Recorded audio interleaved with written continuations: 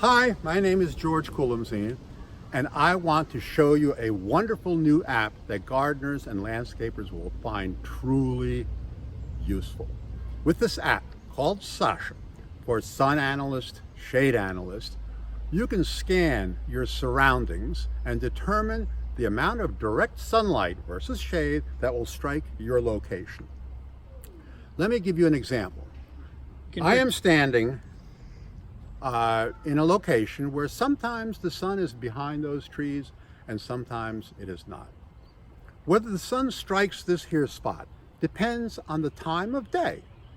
Sun rises behind those trees in the east and sets behind those trees in the west, and during the day may or may not be behind these trees here. Also, the amount of direct sunlight in this spot depends on the time of year. In late June, the sun is very high. In October, it's much lower.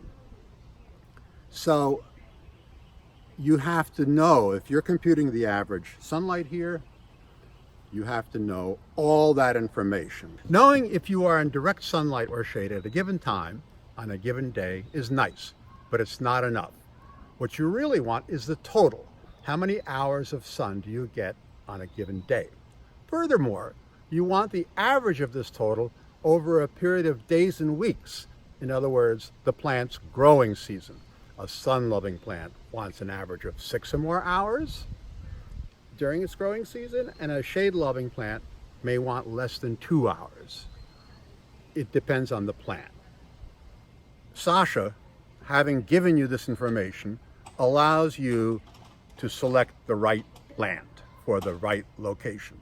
Let me show you how to do this. First, calibrate your compass by waving it in a figure 8 in several different directions. Now, this allows the compass to find the Earth's magnetic field and separate it from any magnetic noise in the device. There's a good technical reason for it, even though it sounds like black magic. When you start the app, it takes a moment to determine its location using GPS. That may be a few seconds or 20 seconds. Just let it find itself. Once the location is determined, point the camera towards where the sun might be, and you will see 2 red lines with a gray grid between them. The top red line indicates the highest path that the sun might take during your date interval. The bottom line is the lowest path the sun might take. On the edges, there are lines at the horizon. The gray cells, I call them tiles, fill the region and will help you later on to know when you've captured all the data in the region. Pointing the camera at the region between the red lines, touch the screen anywhere to take a photograph. You will see a lot of the tiles fill in with gray. This is what we call a capture. We've captured the tiles. Your goal is to capture all the tiles between the red lines. You see, the path of the sun is bigger than any one exposure could capture. You have to scan it. And by having these tiles turn gray, you know what you have already captured and what you have missed. So your goal is to scan the entire region between the red lines until all the tiles have turned gray. There's even a little counter on the lower right hand side of the screen that'll show you that you've captured 17 out of 28 or something like that. You have to capture them all. The moment you've captured them all, the camera announces that the capture is complete and starts the computation. The computation is fairly quick, takes maybe 10, 20, 30 seconds, depending on various factors.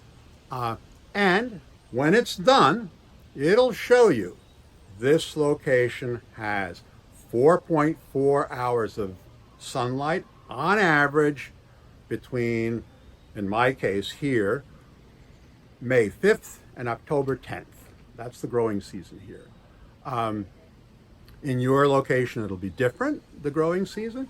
And where you're standing, it has more or less sun, you'll get a different answer.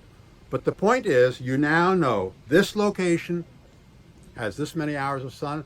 You can now go to your gardening store and pick an appropriate plant and not waste $25, $50, $100 on a plant that will not thrive here. That's basically it. It's that simple. There are two more things which you can do that are already more advanced. One is you can change this growing season, this date interval. If you go to the options buttons and select them, you will see something that says set custom date range, and it'll allow you to set any range you want from 2 days to a whole year. The second thing is that very often you want to plant something, especially herbaceous plants, while they're dormant during the winter. And at that time, there are no leaves. Sasha has an answer for that. There's in that same menu, there's a entry that says simulate foliage. You press that button, and Sasha will estimate what part of your scene will have how much foliage it'll have. It'll estimate it. Now, estimating is not as good as taking an actual picture, but it's better than nothing. So that's it. Sasha is a wonderful app. It'll save you tons of money in terms of plants that you've planted in unsuitable locations. And it's cheap. Go to the Google Play Store.